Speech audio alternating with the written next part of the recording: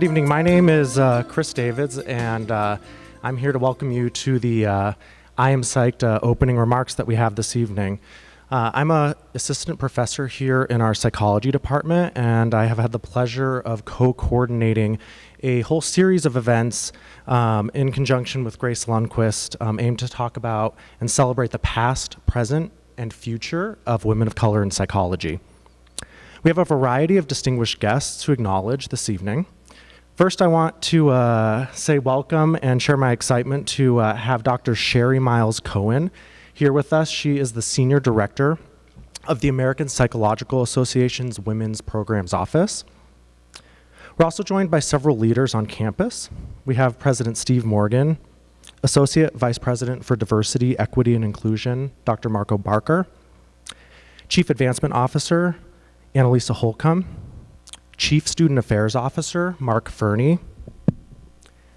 We've got Director of Student Diversity and Inclusion, Dan Cairo, Dean of the Honors College, Dr. Richard Badenhausen, and we have Assistant Dean of the School of Arts and Sciences, Ashley Seitz Kramer.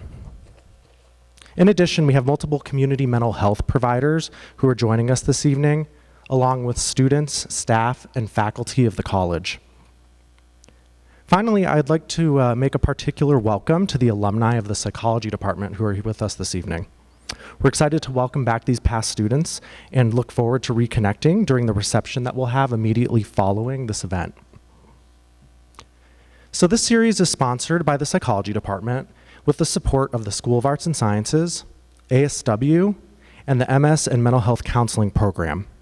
In addition, I'd like to thank Julie Till, the director of the Dumke Center for Civic Engagement, for both monetary and planning support from the very beginning when we began this project last winter. I would also like to express my deep gratitude to an incredibly driven student and the co-coordinator for this series of events, Grace Lundquist. Grace has placed countless hours into this set of events, and it's been such a pleasure to witness and support her in this in her process. And she's done it all while she's been conducting research, she's been taking classes, and she's also applying for many doctoral programs in counseling psychology. So really relaxed right now.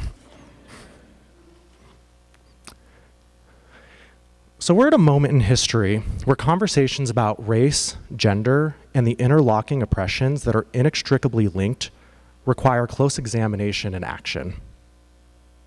As a white man myself, some in the audience may wonder why I would care to talk about this. However, I see that I personally benefit from the same structures that disadvantage women of color. Rather than maintain these institutions, policies, and practices, my goal is to help disrupt and change them. Through tonight's conversation, let us open channels to acknowledge systemic barriers faced by women of color in our communities, while also lighting a fire for each of us to support equitable access for peers, colleagues, friends, and friends who are women of color in all areas, including psychology. We have brief welcomes from 3 Westminster community members before the remarks by Dr. Shari Miles-Cohen.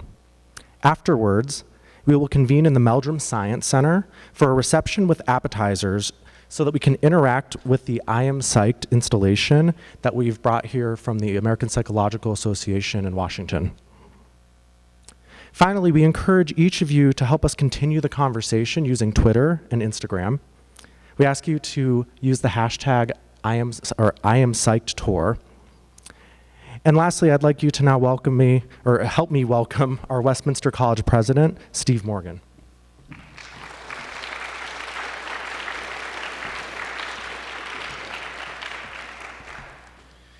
Well, good evening. I am psyched tonight.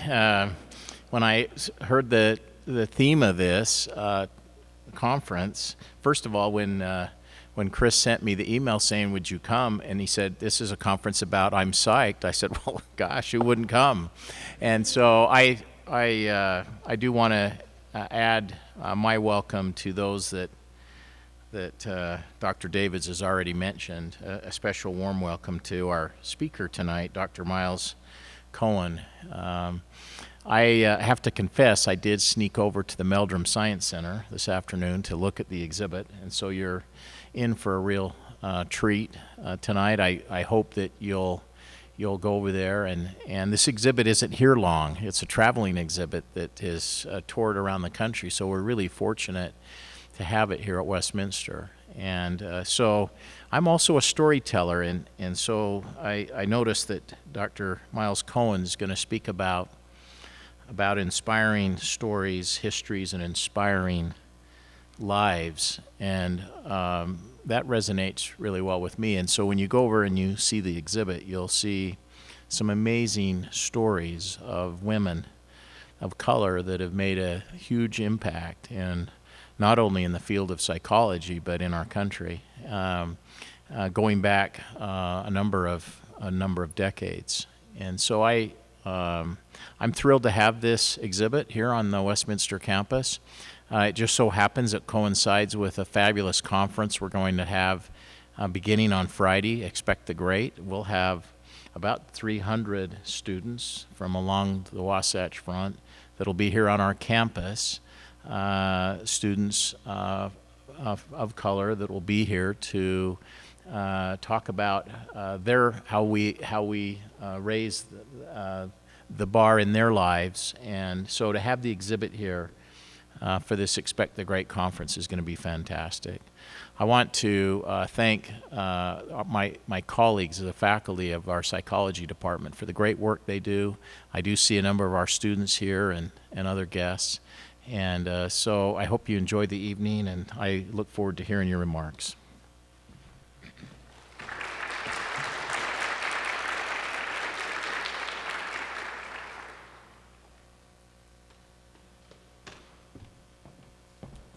So I have to say that President Morgan stole my zinger.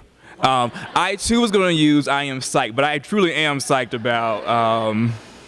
about the exhibit and Dr. Miles-Cohen being here. And so first I just want to again echo all of Chris's and Steve's remarks regarding just how excited we are. It's a very exciting time at Westminster, and I think having the I Am Psyched exhibit here and having Dr. Miles-Cohen deliver her address is really great timing. And so I want to share a little bit about what's happening here at Westminster.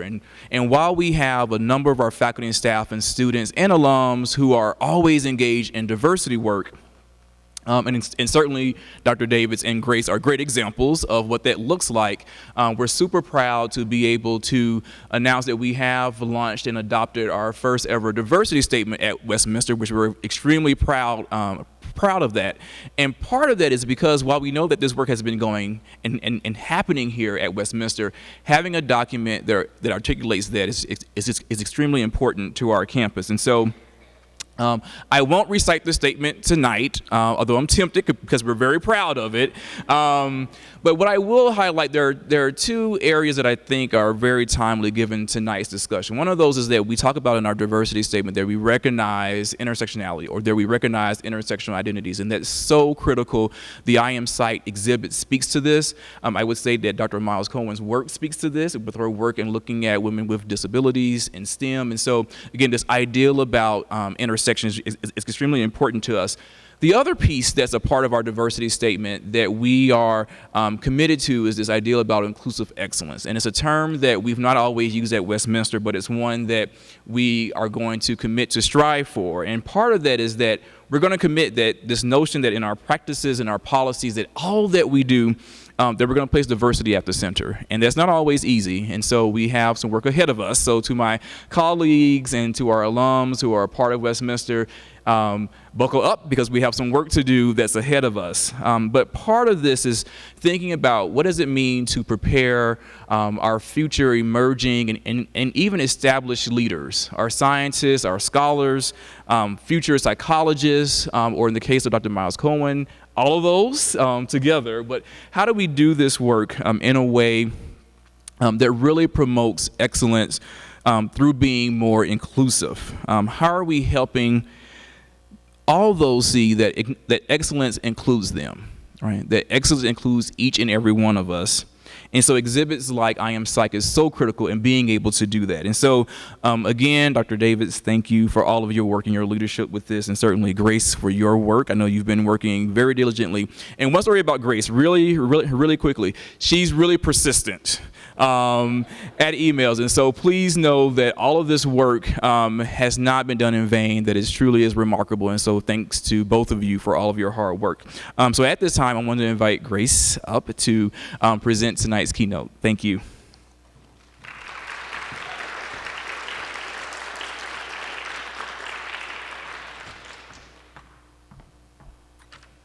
Okay, hello everyone. As they mentioned, my name is Grace Lundquist, and I'm in my last year here at Westminster. Thank you for the introduction, Dr. Barker.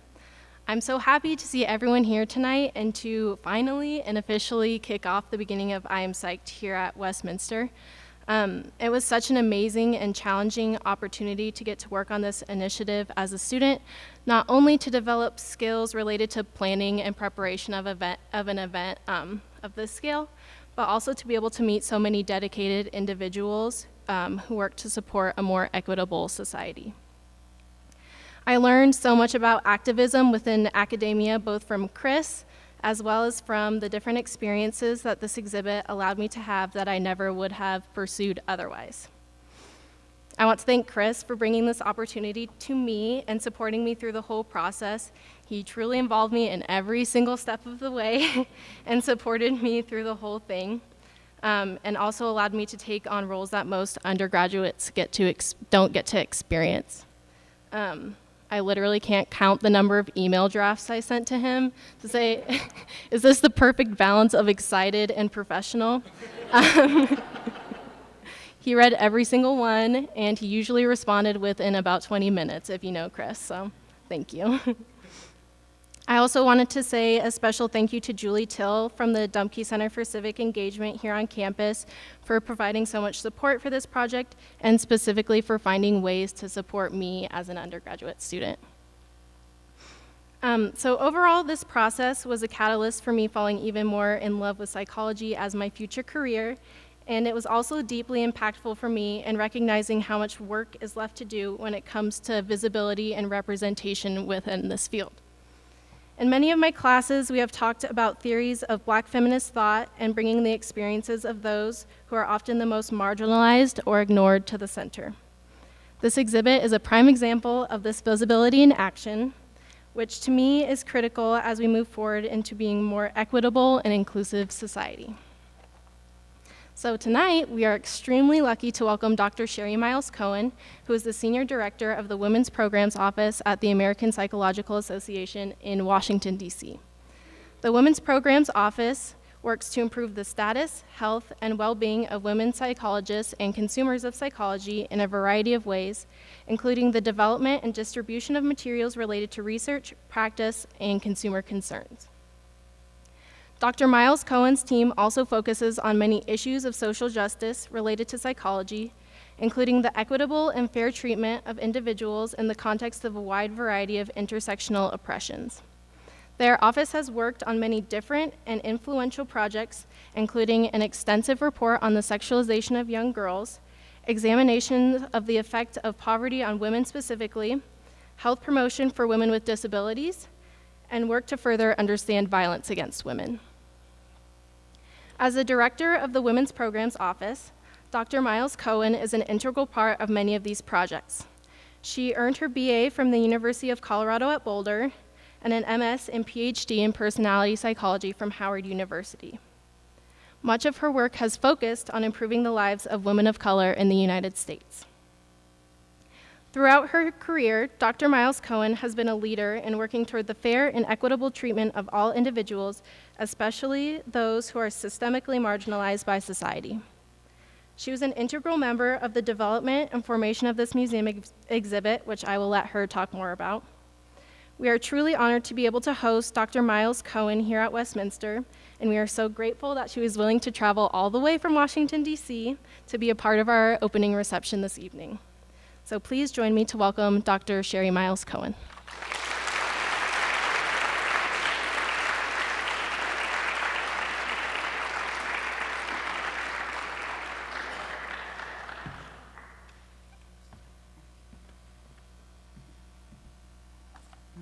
So good evening, everyone. I bring you greetings from the American Psychological Association, and I'm so pleased to be here at Westminster College, home of the Westminster Griffins, I learned today.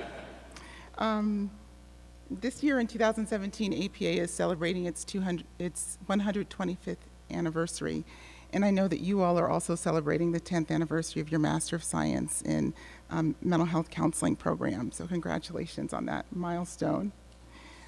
This is my first visit to Salt Lake City. I grew up in Denver, Colorado, but I can't imagine a more gracious introduction to the Beehive State than to have spent the last few hours meeting with your administrators and student group representatives, learning more about Westminster's commitment to diversity, equity, and inclusion.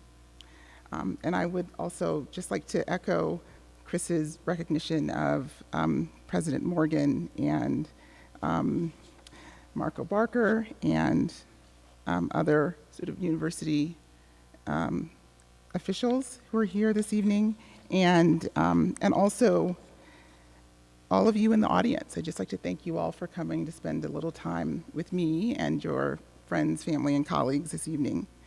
And of course, Chris and Gracie. You've organized the most amazing exhibit. This exhibit has traveled, which you'll see in a little bit, to a lot of different places in the United States, and it's not received any treatment like it's gotten here. So I just want to tell you how amazing it is. I was also impressed with Chris's Twitter recording that previewed the installation. It was so cool, and when things like that really excite me, I send them to my mom, but my mom isn't on Twitter, so I just send it to my brother, who then had to drive to my mother's house to show her, which he did. And there are a lot of people in Baltimore, Maryland, I flew out of Baltimore Airport this morning, who are very familiar with the installation because I showed that video all through the airport. So I'm just really excited to be here, and I just want to thank you for your gracious hospitality.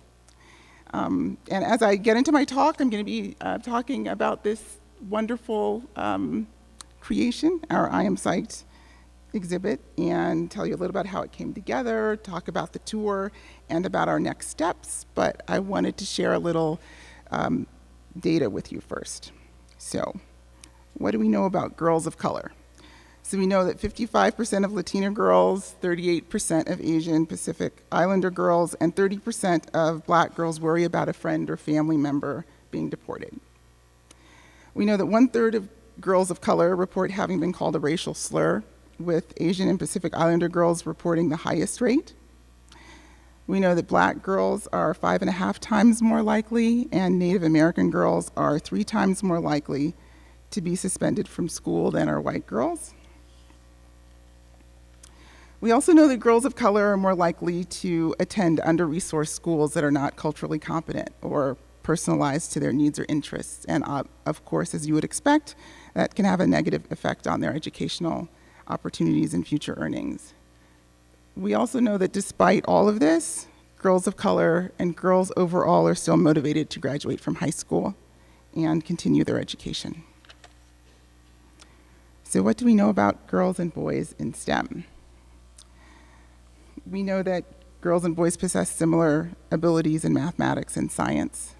And we also know that by high school, boys are more likely than girls to take the standardized exams that are most closely associated with the fields of engineering and computing. What do we know about young women? Among first-year college students, women are much less likely than men to say they intend to major in a STEM discipline. We know that Black, Hispanic, American Indian, and Alaska Native women make up 18% of the population aged 20 to 24 in 2013, but they were awarded just 6% of computing and 3% of engineering degrees that were conferred that year. And in contrast, underrepresented minority men from those same demographic groups made up 18% of the population in that age group and were awarded 18% of the computing bachelor's degrees and 12% of the engineering bachelor's degrees. And we know that this disparity continues at the graduate level.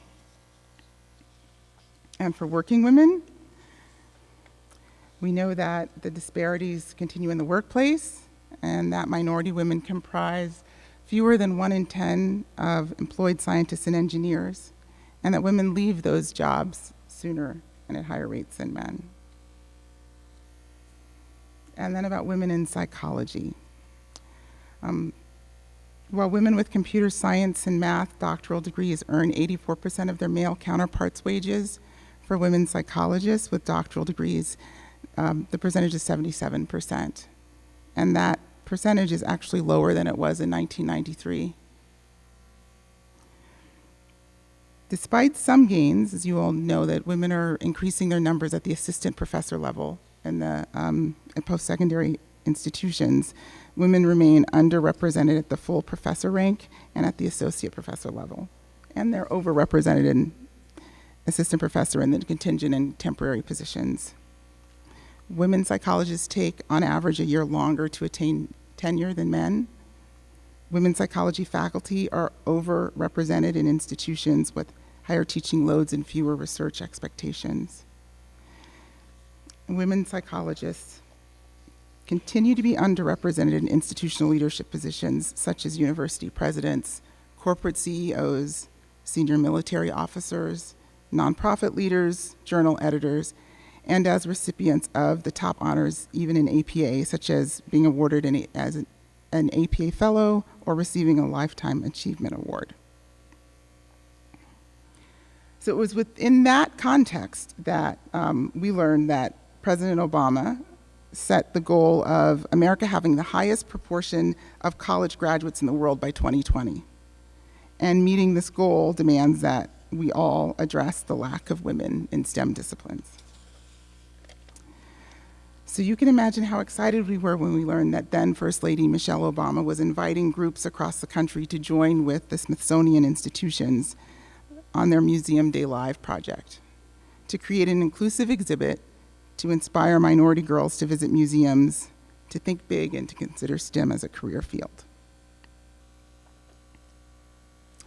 So our task was, how were we going to inspire girls of color to engage with psychology, to consider careers in social and behavioral sciences, and to learn how psychology can be used to improve their daily lives and society at large. And we decided we would do this by creating a museum.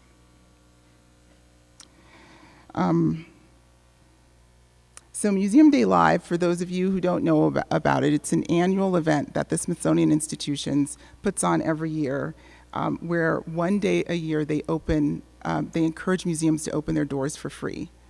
In Washington, D.C., most of our museums are free already. Your taxpayer dollars provide admission to those museums for all of us. But around the country, most museums are not free of charge.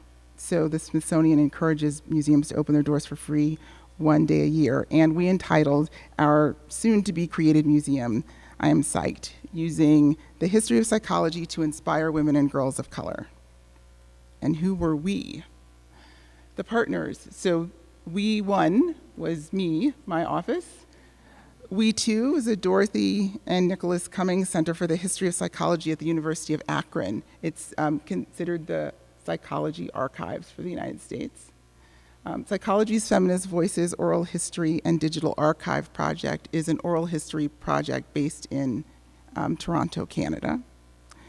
The White House Council on Women and Girls is the White House office that we worked with. There was a psychologist working in the office at the time, and I don't think that office is still around anymore. I don't think it's been funded, but they did amazing work a few years ago.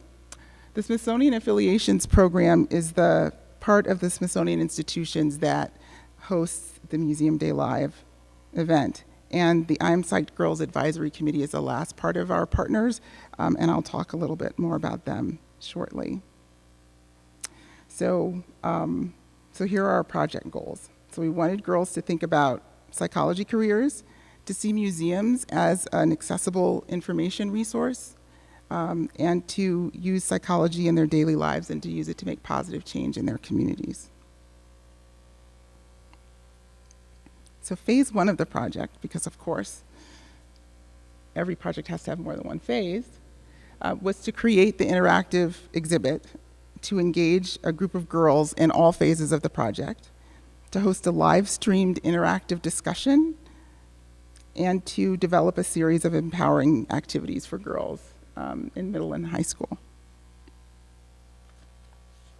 So we met with the White House Council on Women and Girls in late August 2015, which meant that if we were going to make a March 2016 launch date, we had 6 months to create the museum. I personally had never created a museum before, so I signed on immediately. How hard can it be? It was hard.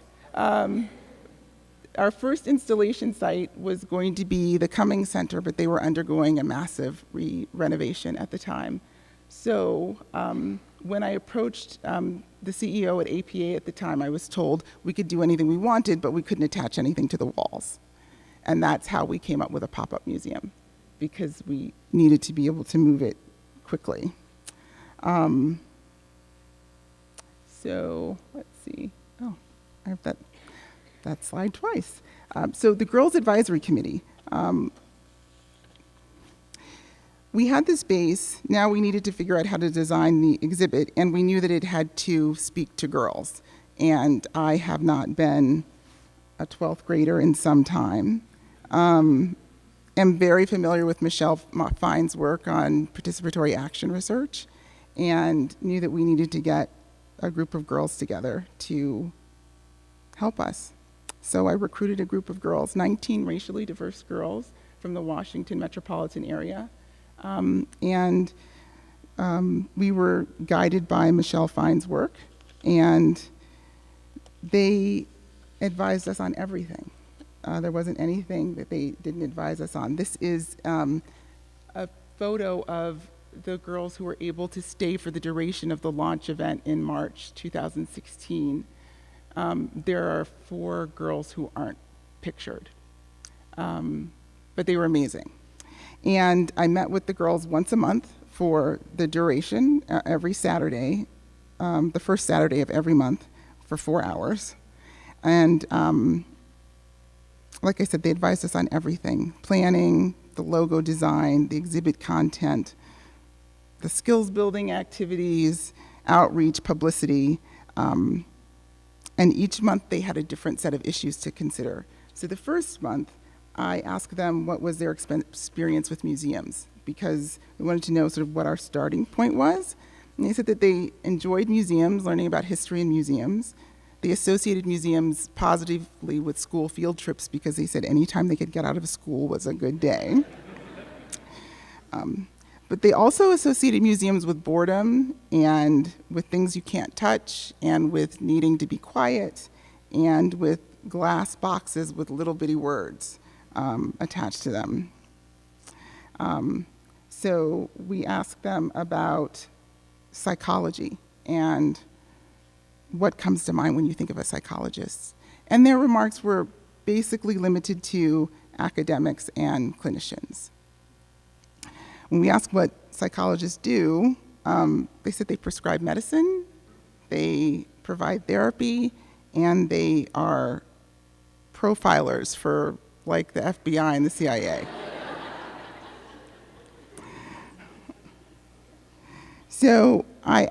And then I asked them about the challenges they face as girls and how we could work together to address them. And they talked about sexualization and bullying and racism and personal safety, about not being taken seriously as an athlete, of having people equate pretty with dumb and ugly with smart, with being discouraged from taking math and science classes, with having limited choices in stores and often ending up with uncomfortable and impractical clothing, and with facing social pressure to date. And the girls had loads of suggestions about how to make a difference. But my favorite was one of the girls suggested that we develop a mind-altering machine to erase people's sexist attitudes. So we had a mandate. We wanted to create a museum that would display the diversity of women of color in psychology and the different types of psychologies that women engage in. And the girls wanted an interactive exhibit that they felt connected to their everyday lives. In our second meeting, the next month, I needed their help with the logo, which I flashed to you just a minute ago. So APA has an amazing design shop, and they can do anything. And I asked them to think about the diversity of the girls on the advisory committee and about the diversity of the girls who would be coming through the museum, and to design something that would reflect that diversity. And they did. They came up with a logo that had browns and creams and oranges and yellow, and the girls hated it. Chris knows this. They told me that it reminded them of Thanksgiving gravy and rotten fruit. And they hurt my feelings. So they wanted color and vibrancy, and instead of browns, they got pinks, and instead of yellow, they got turquoise. Instead of cream, they got fuchsia. So when I took the comments back to the designers, this is the color scheme they came up with in the design, and the girls loved it, and we did too. We were totally happy with what they came back with. So during the December and January meetings, we'd moved along, and we finally had mock-ups of the panels where we could introduce the museum goers to the history of women of color in psychology, and to showcase the contributions of women from different racial and ethnic groups. And the girls provided us insight and feedback on the panels, and some of it was really challenging. They wanted us to diversify the variety of the photos and the time periods we were looking at. To use the first panel to sort of really hook the girls, because they thought it was boring. They wanted to actually hear the psychologists' voices. They felt that the third panel was all Black women, and they wanted to know how to include more other minorities in that panel, and they wanted to know why all of the psychologists were dead. They wanted living psychologists for some reason, and younger women in the exhibit. And it was interesting. So my partner at the Cummings Center is a history of psychology professor, and the oral history project director is a history of psychology professor. And they had a lot of trouble with making present the exhibit. They really wanted it to be historical. And so they pushed us to find a way to connect the history with the present by bringing the history to life and providing living role models for the girls of color, because it was really, really important to them. We also tried to incorporate the voices of women of color through videos and the use of quotes and life narratives, and you all will see that when you go over to the location, the installation later in a few minutes. So although we had access to relatively more historical information on Black women, the archives has more information on Black women, we tried hard to respond to the call for greater diversity. And I can't even tell you how many women of color psychologists, really prominent women, and I was met with complete skepticism. Often asked, why would anyone want my pictures or my papers? And they did not understand the significance of their own work and achievements, especially for the girls who would be coming through this space. And we're still working on a lot of them to help them understand that the way we bring history to life for these girls, the way we sort of reveal psychology's hidden figures is through them. And in response to the girls' input, we also realized how important it was to have interactive components with the exhibit. And the girls guided us through the entire that entire process also, for creating a walking path to sort of represent people who've paved the way for them, to reflecting on their own positive qualities in a society that is filled with negative stereotypes about them, and to thinking about what they might study if they were psychologists themselves. The launch also included a lab, sort of a hands-on psychology lab, where visitors could take part in experiments and learn about the anatomy and physiology of the human brain in conversation with a woman neuropsychologist, as well as a history corner featuring a selection of tests and questionnaires from psychology's past. And as part of our final meeting, the girls identified roles they could fill on launch day. They were greeter, docent, lab assistant in the I Am Psyched lab, tweeter, Instagrammer, photographer. And as a group, they determined who would fill each role based on the time they'd spent together over the past few months. And they came up with a list of questions to ask during the roundtable sessions. So this is what it looked like on launch day. This is the very first panel. We had a number of student groups come through. There were about 60 teenage girls who came as visitors, who, along with an additional 20 or so teachers, parents, faculty members, and we identified them by reaching out to introductory and AP psychology teachers in the Washington metropolitan area, Girl Scout troop leaders, other club leaders, because we wanted to try to get as varied a group of girls as possible. This is a group of Catholic school girls from Baltimore who took the bus down to spend the morning with us that day. And in addition to the actual museum panels, we also had a moderated roundtable discussions where we invited senior women psychologists and mid-career women psychologists to come in to talk to the girls about what it means to be a psychologist and what sort of work they did. And they were from a variety of different subfields. They were clinicians, academics, folks who worked in the corporate sector, military officers, et cetera. And they were really excited for the opportunity to sort of come together to talk to the girls. And then we developed a docent guide, and the girls studied, and we rehearsed and had dinner together the night before, so that Elon Epps is one of our Girls Advisory Committee members. They each got a group of visitors, and each of the high school girls took their visitor through the entire museum.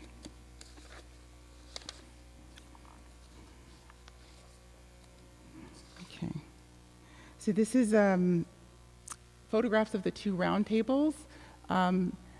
We tried to have as diverse groups as possible on each of the roundtables. The far right roundtable are the senior women psychologists, and the roundtable photograph closest to me are the mid-career women psychologists. And each of the psychologists spoke about their lives as girls, because the girls were really interested in what they were like as girls. And were particularly interested in the stories from the ones who were rebellious as children. And then they also talked about what inspired them to be psychologists and about the challenges that they see in the world that the next generation of psychologists is going to have to solve. So we live stream this event. It's on APA's website now if you want to take a look at it sometime. And then we sort of had a time to reflect on what our next steps were. But we had feedback from the girls about thinking about psychology as a career. I had known about psychology pretty well. My mom's a psychologist and likes to talk about her work and stuff a lot. But I had never really been interested in being a psychologist myself. The whole I Am Psyched experience and a few other things have made me start considering it as an actual career. I really enjoyed hearing all the speakers' stories and how they got inspired to be psychologists and what drove them to have that career. It made me think that psychology is a wide range of jobs and different careers. It is not just one specific job. You can do art, science, math, engineering. That's a wide range of psychology. And in terms of the positive social change, everybody who went thought it was awesome, but I just thought I would put that up there. In terms of the connections between social change made by the women psychologist panelists and changes that girls can make in their own communities, they did see that connection. What resonated with me most about the panels today is that they were really encouraging the girls to own their space, to not take no for an answer. Even if someone says no, find a person who's going to say yes. And one of the teachers said, as a teacher for social justice, I'm always trying and endeavoring to expose my students to an array of work, an array of resources, to leverage the assets we have in our community and to show them that there have always been people that look like us that have been doing amazing things and that we have a history of resilience, as one of the panelists mentioned. So phase 2 of our project. Phase 2 is in process now, but one of the things that we realized from phase 1 is that we just didn't have enough time. Like 6 months was really not enough time. We had to fundraise and design and produce the interactive exhibit from scratch and engage in the participatory collaborative process, which deserves a longer time and space. We got lucky with these girls, but it isn't. I've done a lot of participatory work, and it does not always work out that well when it's sort of crammed into too short of a time frame. And we had a really limited budget. So we were literally researching funding sources, writing the proposals, and interacting with funders while we were simultaneously working with the girls to develop the exhibit and revising it as we went along. So in retrospect, we would like to have at least a year next time, right? Which is the sort of time frame we're using with phase 2 and phase 3 of the project. In terms of logistics, not being able to use the psychology archives and being forced to come to APA made it so that we had to be creative, and we ended up with a great modular exhibit that now can travel around the country. So that was fantastic.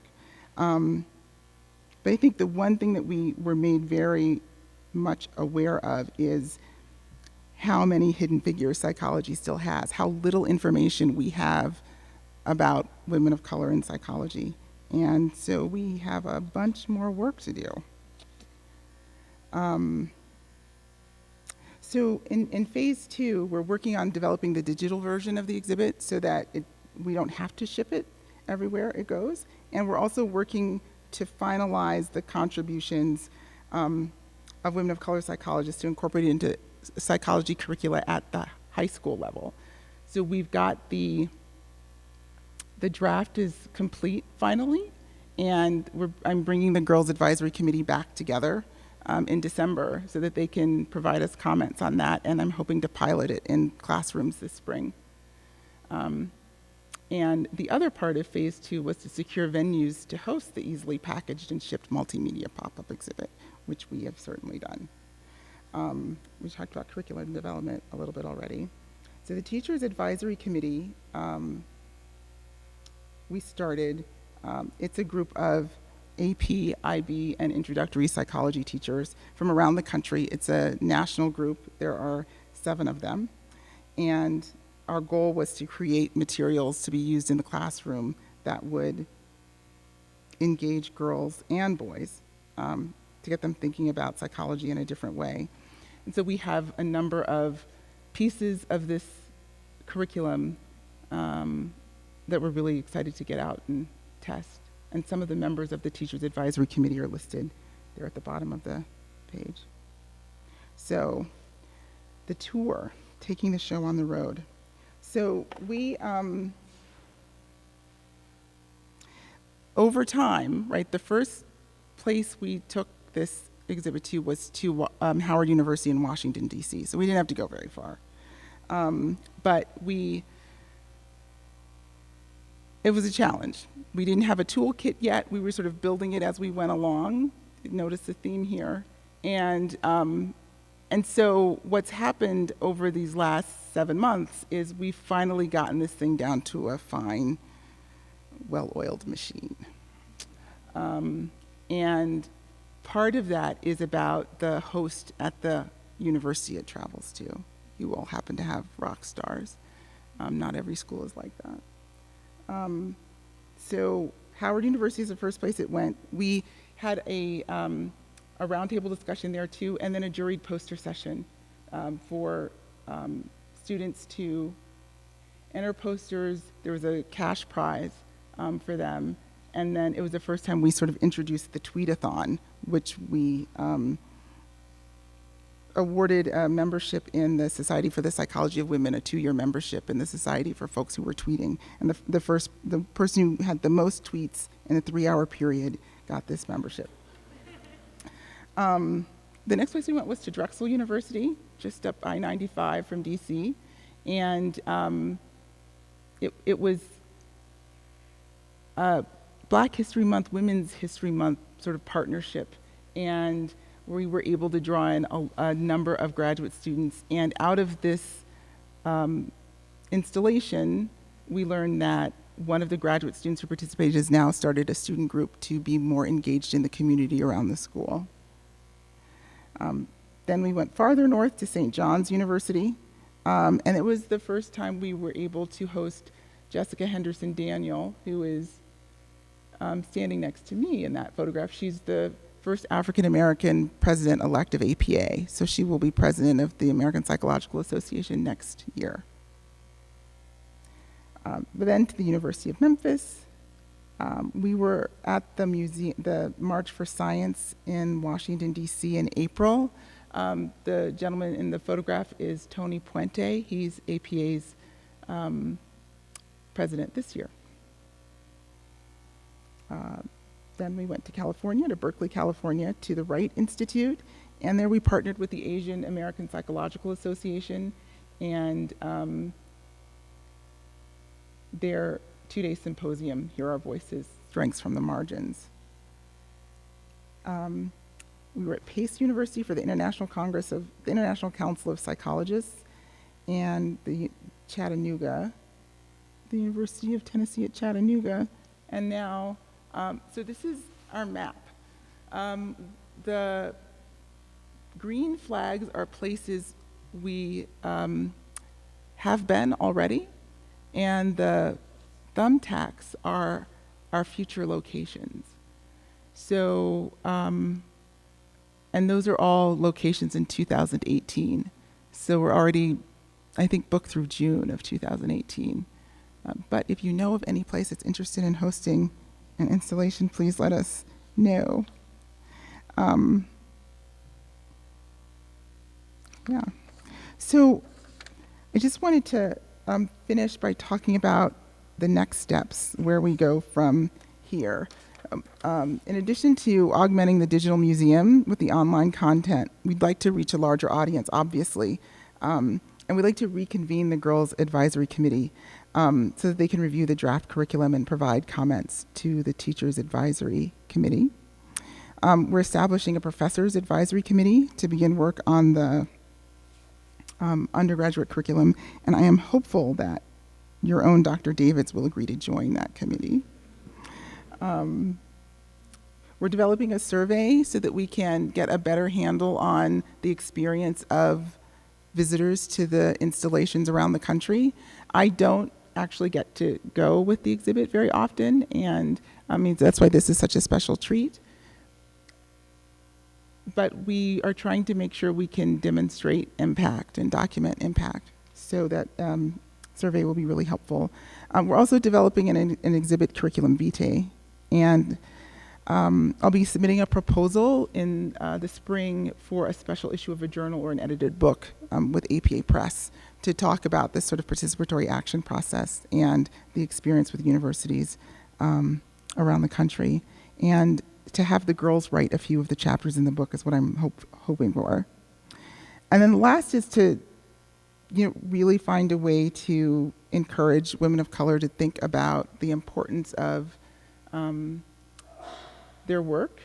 And those of you in the audience now, I mean, it's never too early to start thinking about your archive and the photographs, the objects, the things that you think are significant. papers you've worked on, put them in a box. And if they're not displayed on the wall, put them in a box and keep them safe. And we're going to want them at some point. So be thinking about that. Because we really do have to find a way to continue to build the historical record. And so what has been our impact so far? So the museum really, it draws on the notion of soft power within museums and cultural institutions, sort of using the experience of walking through an exhibit as a means of creating social change. And in our case, the exhibit provided a platform for encouraging young girls and women to see themselves in psychology and to consider psychology a welcoming and an exciting place for them. Exploring the stories of women of color and their contributions make a diverse and socially engaged and more effective psychology even more welcoming to young women and girls, and encourages them to pursue psychology as a field and hopefully in the long run to change the makeup of the discipline, both in terms of who enters the field and what topics they choose to study. So thank you for your time this evening. I can't wait to walk over there with you and talk to you more about the exhibit, and I'm happy to answer any questions you have, if you have any. But thank you.